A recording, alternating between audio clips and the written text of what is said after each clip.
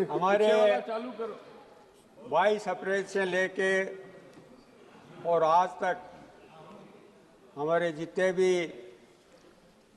लोगों ने अपनी शहादत दी है, चाहे वो पहलगाम के हों, चाहे हमारे सेना के हों, चाहे हमारे सिविलियन भाई हों, उन सबको मैं मेरी तरफ से श्रद्धांजलि देता हूं और आभार प्रकट करता हूं कि उन्होंने देश के लिए अपने प्राण न्यौछावर किए। पुलवामा में घटना हुई, ये पूरी तरह से इंटेलिजेंस फेलियर है। माननीय प्रधानमंत्री जी का कार्यक्रम था 19 अप्रैल का, इनपुट था कि ऐसी घटना हो सकती है। उसके बाद भी चाहे वहाँ जो भी जिम्मेदार थे, उन सब की ये भयंकर भूल थी।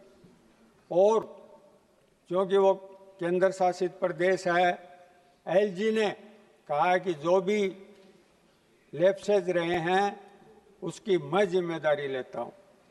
पर क्योंकि केंद्र शासित प्रदेश है तो आप भारत सरकार एलजी के पीछे छुप के इस घटना से बच नहीं सकती। जो इस घटना की जिम्मेदारी है वो उनको माननी पड़ेगी, तय करनी पड़ेगी।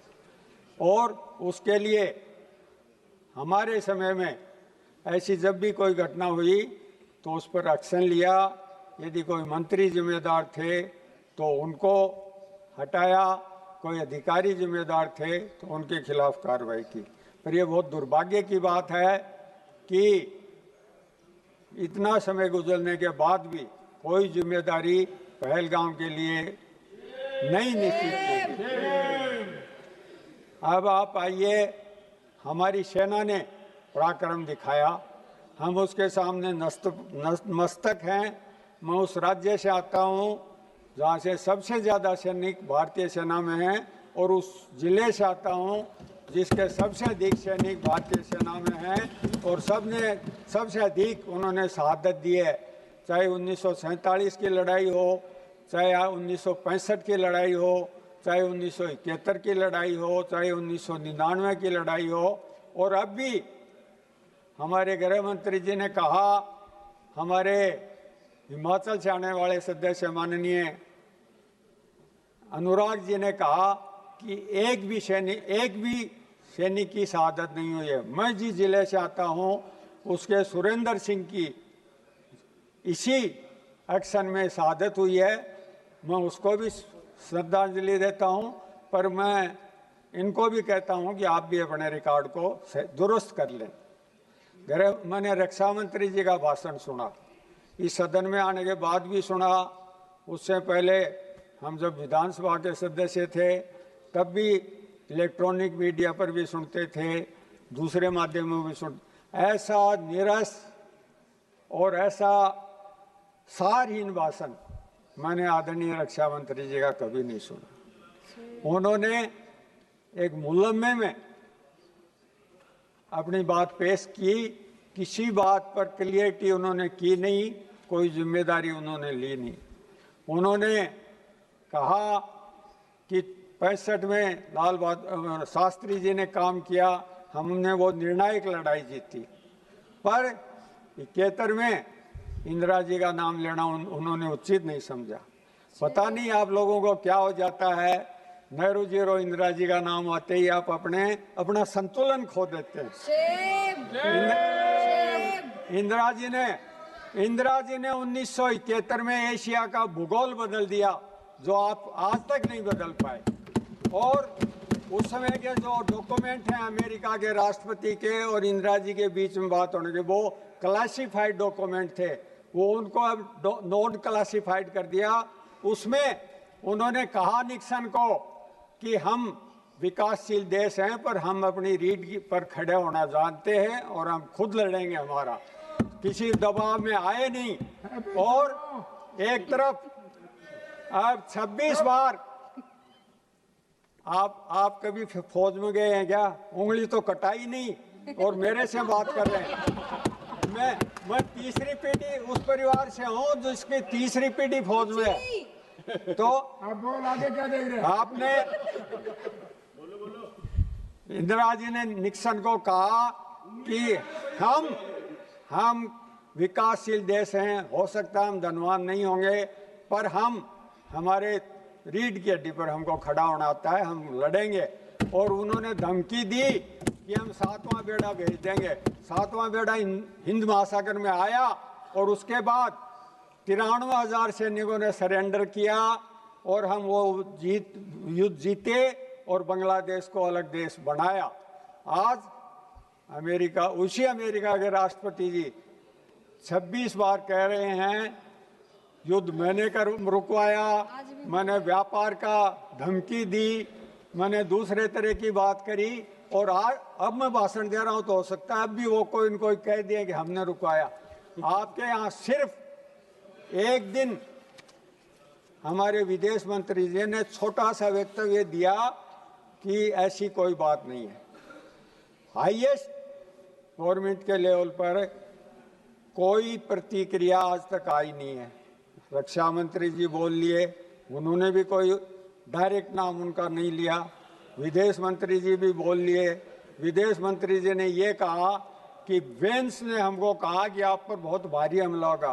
क्या उनकी ताकत थी जो हमारे देश में आगे हमारे प्रधानमंत्री जी को और हमारे रक्षा मंत्री जी को ये कहें कि आप पर पाकिस्तान लड़ाई करेगा? क्या आपकी क्या ताकत है उनको, जो हम एक सार्वभौम राष्ट्रपति हैं, राष्ट्र हैं, जिसको दूसरा देश गाइड करे? हमारी हमेशा से नीति रही है कि हम तीसरी ताकत को हमारे यहाँ हस्तक्षेप नहीं करने देंगे। शिमला समझौते में भी ये बात थी कि हमारे जो भी द्विपक्षीय समझौते हैं, बात है, समस्या है, प्रॉब्लम है, उसको हम स्वयं हल करेंगे। अमेरिका के राष्ट्रपति जी कहते हैं मैं कश्मीर में भी मध्यस्थता करूंगा। आपने कहा है कि उनको हम आपसे जवाब चाहते हैं, आपने उनको ये अधिकार दिया क्या कि वो करेंगे, आपके यहाँ मध्यस्थता करेंगे?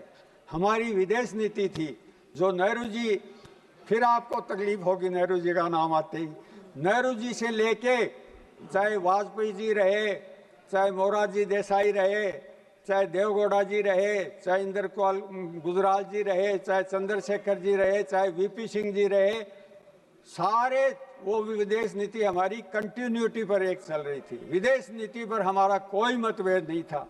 2013 के बाद आपने ऐसी स्थिति उत्पन्न करी कि हम कहते थे नेबर फर्स्ट, एक भी नेबर हमारे साथ नहीं है, छोटे से छोटा देश।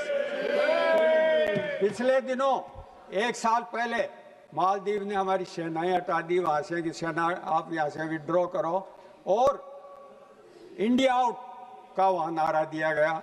अब प्रधानमंत्री जी वहाँ जाके आए, आज यहाँ एक सज्जन बोल रहे थे आपके यहाँ से कि मालदीव हमारे पास है, हमारा वो हो गया, पड़ोसी देश आए नहीं। 48 देश है मुस्लिम देश, हमारे टाइम में, इंदिरा जी के टाइम में, यूपीए के टाइम में, और जब भी जो कोई कॉन्फ्लिक्ट हुआ 45 देश हमारे साथ रहे। समाप्त कर कोई रूस हमारे साथ रहा हमेशा, जो हमारा अलाई था, जो हमारे लिए जिन्होंने वो भी किया, वीटो भी किया बार बार।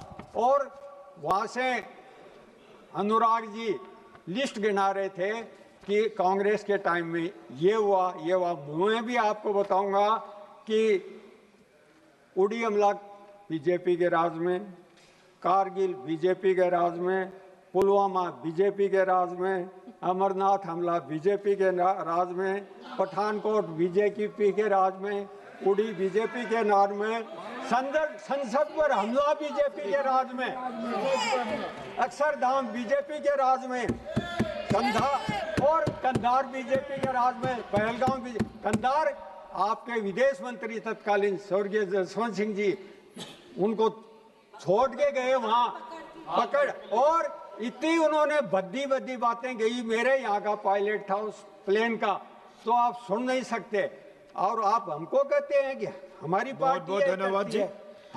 हमारी पार्टी ने आजादी में वो किया, हमारी पार्टी ने देश को बनाया, हमारी पार्टी ने देश के आगे बढ़ाया। आप कहते हैं हम चौथी बड़ी अर्थव्यवस्था, तो क्यों हमारी आर्मी का जर्नल ये कहते हैं कि हम कल के हथियारों से आज नहीं लड़ सकते?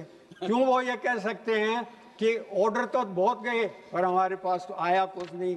क्यों हमारे जवान तरस्त हैं? आप उनका बजट नहीं बढ़ा रहे, होगी आपकी चौथी इकोनॉमी, फिर आर्मी को तो दो। 126 रफाल आने थे, आपके पास 35 रफाल आए, 2 स्क्वाड्रन आने थे, आप कब लाओगे? लगभग पाकिस्तान और हम वायुसेना के मामले में एक है। हमको तैयारी चीन के हिसाब से करनी चाहिए कि चीन के पास कितने हैं। इस बार भी हमारी सेना के चीफ उन्होंने कहा कि हमको 3 देशों से लड़ना पड़ रहा था। तो आपको ये सारी सुरक्षा की परिदृश्य ध्यान में रख के और जवाब देना पड़ेगा, जवाबदेही लेनी पड़ेगी। आपको ये नहीं कह सकते ये कांग्रेस ने कर दिया है। अरे आप तो 11 साल से आप हो, क्या कर दिया आपने? 11 साल को एक दशाब्दी है, एक दशाब्दी में तो पता नहीं देश का कितना चेंज हो जाता है। आप कर रहे हो डिफेंस की जो फैक्ट्रियां हैं उसका निजीकरण कर रहे हो, जो रिसर्च पर पैसा लगना चाहिए वो कम कर रहे हो। आप आईटी में कहाँ हम हैं, कहाँ चाइना है? 80% इक्विपमेंट पाकिस्तान के पास चाइना के थे। हमको उस लेवल पर तैयारी आप लोगों ने क्यों नहीं करी? 10 साल में सेना के हाथ क्यों बांध रखे थे आपने? माननीय सदस्य